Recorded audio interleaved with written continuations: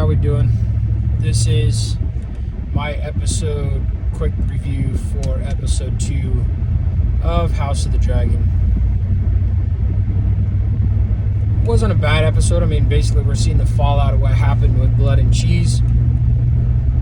Lots of blood. I'm gonna go right at Alicent and Cole first. Alicent's a bubbling mess. You know, Otto's telling her this can't affect us. Like, dude, motherfucker, you've never lost a kid, and technically Alicent's never lost a kid.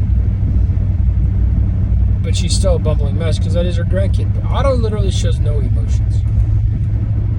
And the whole time this is going on, all I'm thinking about is like, yeah, and you were just too busy fucking getting laid. And that was your problem. That's why you're so remorseful.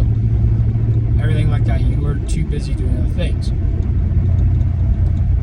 Otto, on the other hand, is trying not to show any emotion.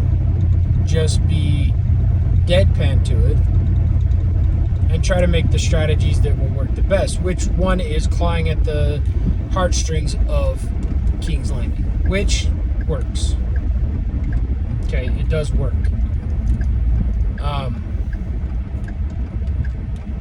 Other than that, Otto eventually has a meeting with Aegon and calls him, tells him that it wasn't his father that made him king. It wasn't even his father that wanted him king. He finally tells Aegon the truth. Aegon goes with Loras's fucking info and decides to make dipshit Crispy Cole fucking hand of the king and kicks Otto out, where Otto's like, alright, well, if that's what's gonna happen, I'm gonna fucking return to Old Town. And we finally got the mention of Viserys and Alicent's third son, Daeron Targaryen, and he has been in Old Town this whole time, which, perfect. I was waiting to see when he was going to get introduced, because there's never been a mention of him up until now. So, we'll probably see him sometime this season.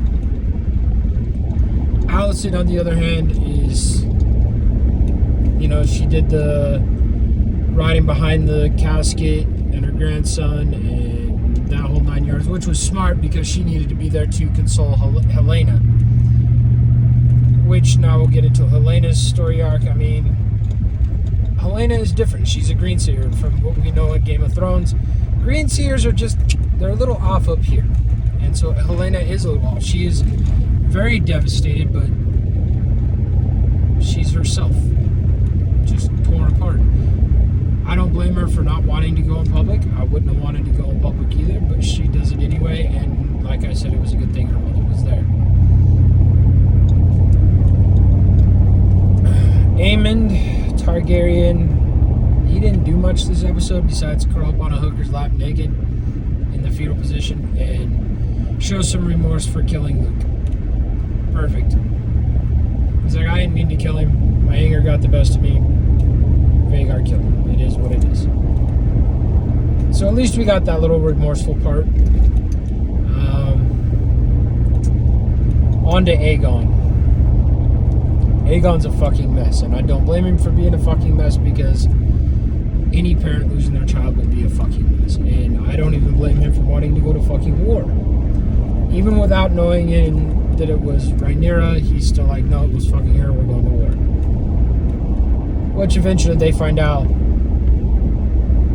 Daemon wanted Aemond, but he did do a son for a son. So there's that.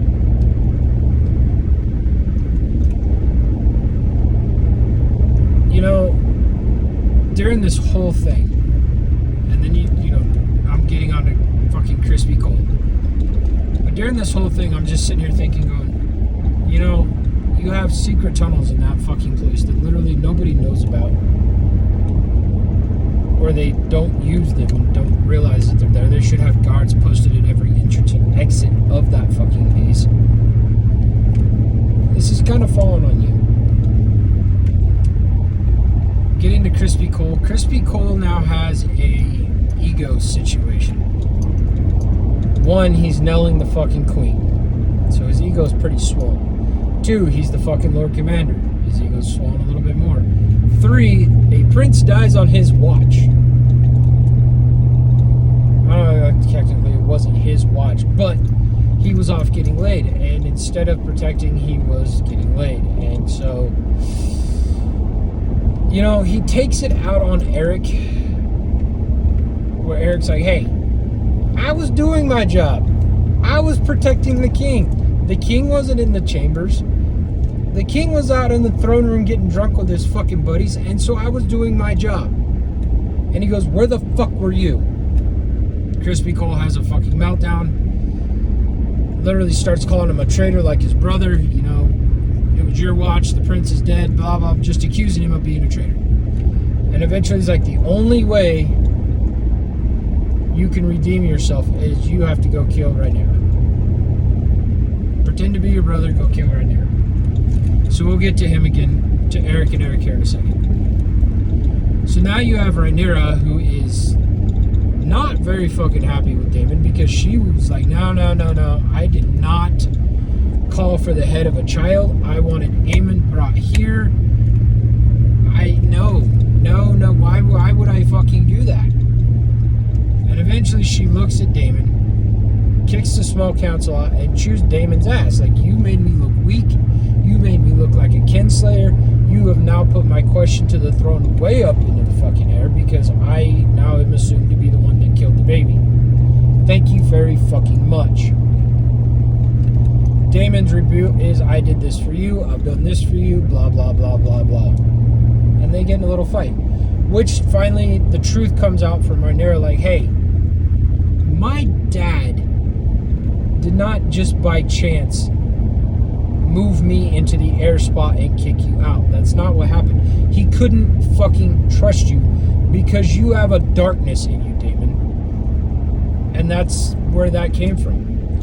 He loved you and he wanted you near him, but you have a darkness and he couldn't fucking trust you. And I can't fucking trust you now because of what you just did. All fair points. So Daemon gets pissy and he goes, fine, I'll just ride for fucking Harrenhal, and he fucks off and takes away.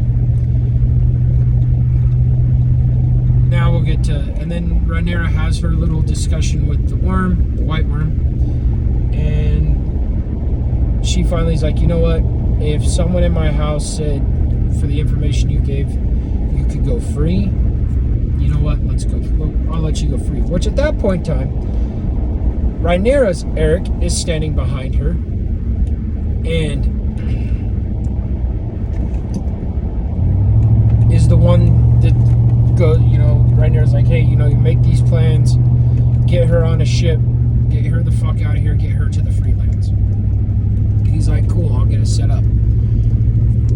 When we see her walking down towards the docks, who does she pass? Eric's twin brother, Eric. And she has a hold up, wait, something's not fucking right here situation. And I don't know, I'm guessing, this is me guessing, that she went back and found the other Eric, or found somebody, goes, hey, his twin brother's here. So now we get to Eric and Eric. Aegon's Eric, or Crispy Cole's Eric, gets into Rhaenyra's room. Where Rhaenyra's like, hey Eric, what's up? And then he goes for a full-blown attack until his brother comes in. And then they get in a fight in which Eric won? Aegon's Eric won that fight. Rhaenyra's Eric is the one that got his leg cut. He had him in a choke. He didn't want him, I don't know. He got kicked off. And then he got spared by his brother. In which Aegon's Eric goes, my queen, I'm sorry, and kills himself by death of falling on sword. And then we have the end of the episode. I give it a solid 7.5 out of 10. It wasn't a bad episode. It was a progression episode. A progression of, I'm pretty sure next episode we're going to have a lot of fighting. Shit's about to hit the fucking fan, because Aegon's like, hey, we're going to fucking war. We seen, if you watch the previews, I would say spoilers here. If you don't want to know, go ahead and cut it. Okay, anyway, we seen Daemon in Harrenhal cutting his way through that. Yeah, this shit's about to get bad. Like, real fucking bad. stay tuned for more War Crime reviews. Peace.